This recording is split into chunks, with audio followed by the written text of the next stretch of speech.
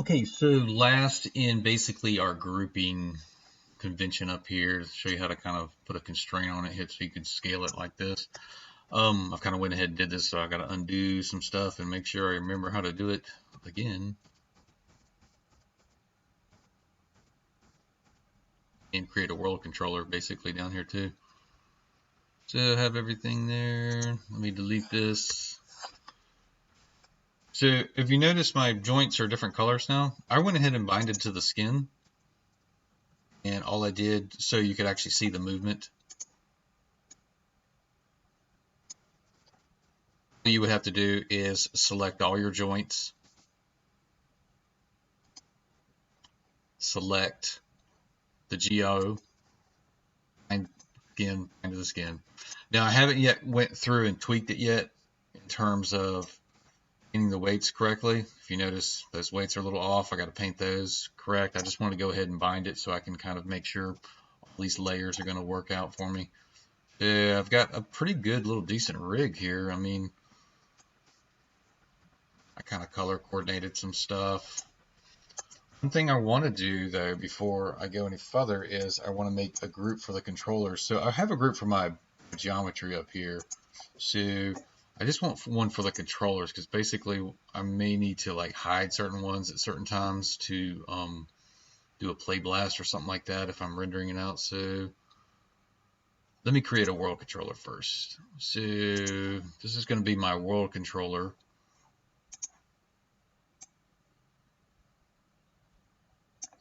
And this is going to be connected to everything whenever, so I can move it around. So what I'm going to do, I'm going to change this to controller world.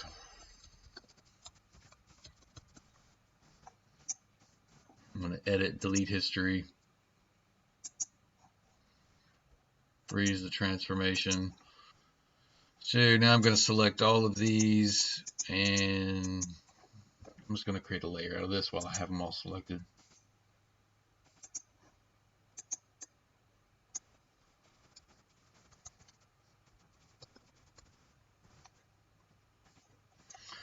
So now what, sorry about that. Now what I need to do is basically group these items all together, and then I can make one big giant group and kind of lock everything. So running off my previous rig, kind of show you, I basically have all my controllers in a group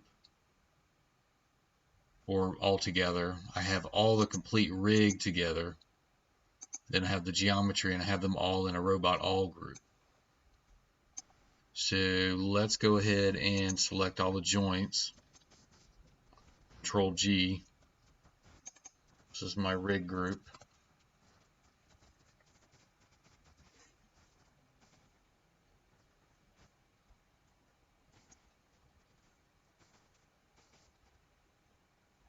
These are my control group. Oops.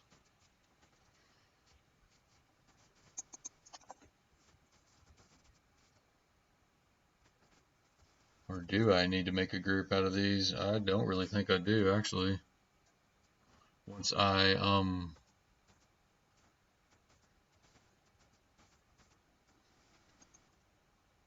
what I need to do is drag everything into the control world. That's what I need to do. So basically I'm going to select all the controllers except for the control world. I'm just going to drag everything into the control world. So now basically everything is basically parented to the control world.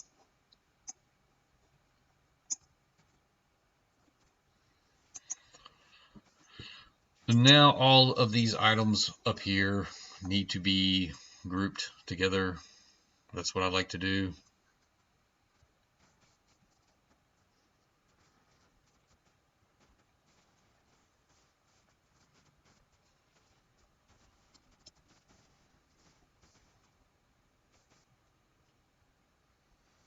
Now to everything's working right.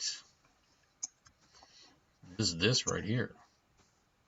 That's not working right. Say if I dropped him into a scene, I need to be able to scale this thing.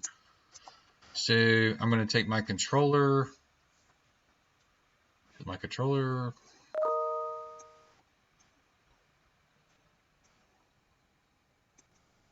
Yeah, it works just like any other. Select the control group,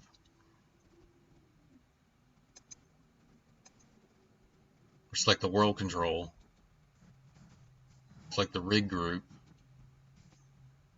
the scale constraint.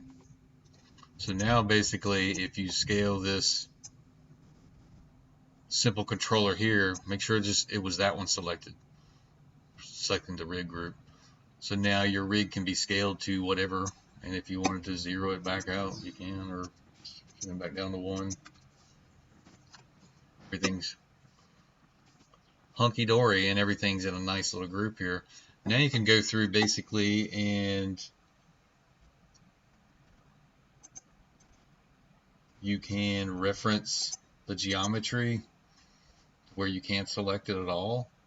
You can turn the actual joints off, or the controls off. So if like you did an animation and you wanted to do your play blast without all these controllers, just simply turn it off.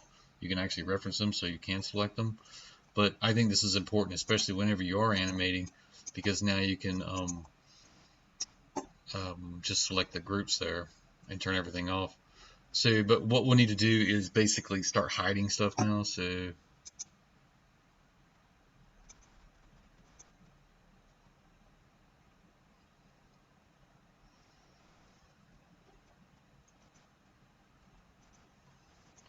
Control H.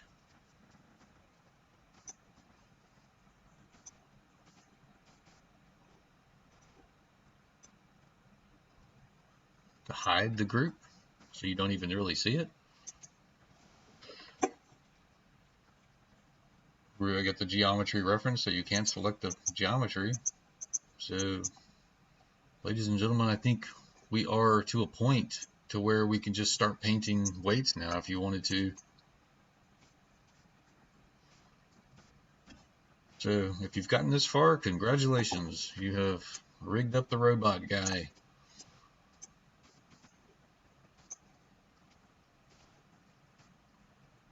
Yeah. Alright, so I'll end this one. Then I'll kind of make another really one just with painting weights, just kind of cleaning them up. But you'll actually need to turn your geometry back on so you can actually start selecting it if you needed to. So we'll end it there, but that's the way to do it. If I were you, I'd put do not touch on this thing, so your animator doesn't touch it. You could hide in the outliner so you can't even see it. As much as I try to hide it and give it to students, sometimes they still dig in it because I want them to see it, but you just can't be selecting stuff in here, like in terms of like the joints and stuff, because it really will screw things up. So, okay, so until next time, thanks for watching.